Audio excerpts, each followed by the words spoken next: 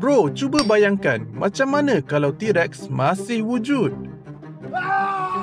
Bro selalu tengok T-Rex dekat movie je, tapi sebenarnya T-Rex jauh lebih menakutkan.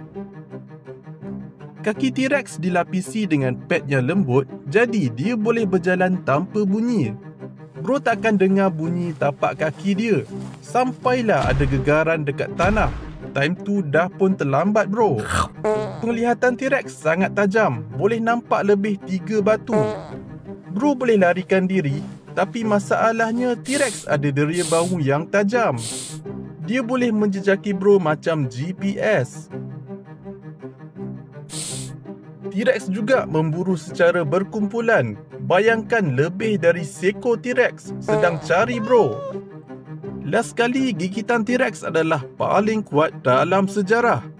Bila dia dah tangkap, dia takkan telan terus, tapi dia akan pijak mangsa dia dulu. Barulah dia makan.